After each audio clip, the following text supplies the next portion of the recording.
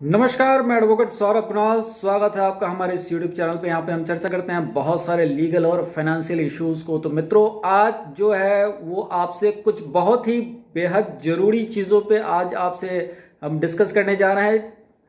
आज का मुद्दा ये है कि जियो, जिसने इस वादे के साथ अपनी सर्विसेज देनी शुरू की थी कि वो उद्योग में सबसे सस्ता और सबसे अच्छा रेट देगा वैश्विक स्तर पे, यानी कि भारत में ही नहीं, पूरे विश्व के कंपैरिजन में, पूरे विश्व की तुलना में उसकी जो सेवाएं होंगी वो सबसे सस्ती होंगी। लेकिन ताज्जुब की बात यह है कि अब वो अपने दरों को, अपने टैरिफ रेट्स को जो है लगभग 25% तक बढ़ा चुका है 1 दिसंबर से। तो आज के इस वीडियो में हम यही जानेंगे कि जियो के साथ ऐसा क्या हुआ कि उसे अपने टैरिफ रेट्स को 25% तक बढ़ाना पड़ा, और साथ में ये जो डिजिटल इंडिया का मुहिम चल रहा है जिसमें जियो जो है एक बहुत बड़ा पिलर है, उसे क्यों अपने रेट्स बढ़ाने पड़े। इन सारी चीज़ों पे आज हम डिटेल में डिस्कस करेंगे।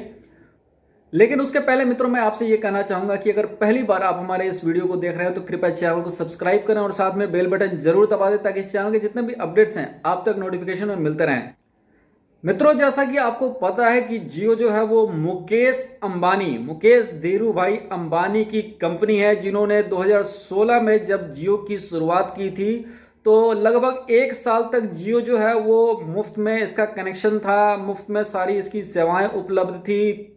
4G आपको कनेक्शन था, बहुत ही बढ़िया, सब लोग एंजॉय कर रहे थे और ऐसा लगता था कि मान लो कि डिजिटल इंडिया का सपना साकार हो गया। भारत सरकार जो है, मतलब लगता था कि एकदम जियो ही डिजिटल इंडिया को चला रहा है।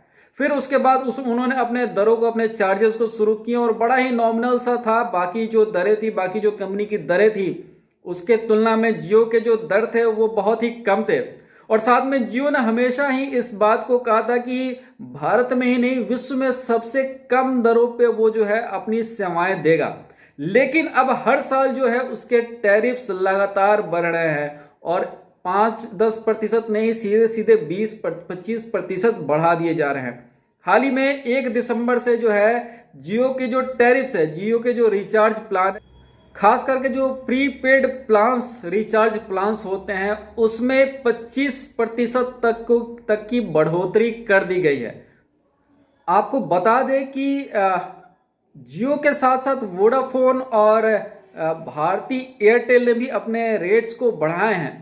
लेकिन ताज्जुब की बात यह है कि BSNL, जो भारत की सबसे बड़ी, सबसे पुरानी और सबसे विश्वसनीय एक PSU है, पब्लिक सेक्टर अंडरटेकिंग, यानी कि एक सार्वजनिक कंपनी है, उसने अभी तक 4G में कोई जो है अपना हस्ताक्षर तक नहीं दिया है। अभी उसका कोई प्लान ही नहीं है 4G की सेवाएं, उसकी कहीं सेवाएं चलती हैं, कहीं बंद होती हैं। तो ऐसी स्थिति में जब भारत एक डिजिटल इंडिया की तरफ बढ़ने जा रहा है तो ये सवाल बहुत ही अहम है कि क्या हमें अभी भी किसी मुकेश धीरूभाई अंबानी या अनिल धीरूभाई अंबानी के बैसाखी की जरूरत है? क्या BSNL अपने दम पे, जो कि माना जाता है कि BSNL में जो है सबसे अनुभवी और सबसे जो है एक मजबूत इंफ्रास्ट्रक्चर वाला एक टेलीकॉम कंपनी है, तो क्या वो हमें ऐसी सुविधाएं नहीं प्रदान कर सकता जिसके लिए हम जियो पे निर्भर रहें? क्या देश के लोगों के सामने वो अपनी विश्वसनीयता, जो 20 साल पहले जो सिर्फ एक BSNL था, आज जो है जियो ने ऐसा क्या कर दिया और BSNL ऐसा क्या नहीं कर सकता है जिसके कारण सारे कस्टमर जो हैं आज जियो के प्रति उनका जो है रुझान बढ़ते जा रहा है? तो ऐसी स्थिति में देश को चाहिए कि जो सार्वजनिक क्षेत्र है, जो स्पेक्ट्रम है, जो एलोकेशन है, वो BSNL को भी जाए।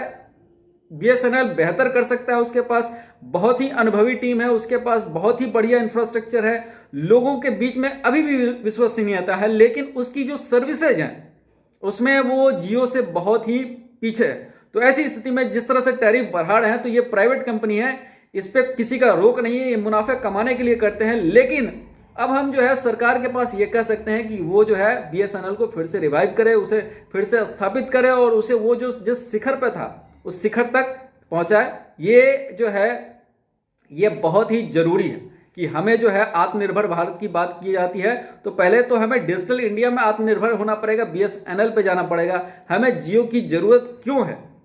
तो आज के लिए इतना ही, मिलते हैं फिर एक नए अपडेट के साथ, तब तक अपना ख्याल रखिएगा। नमस्कार।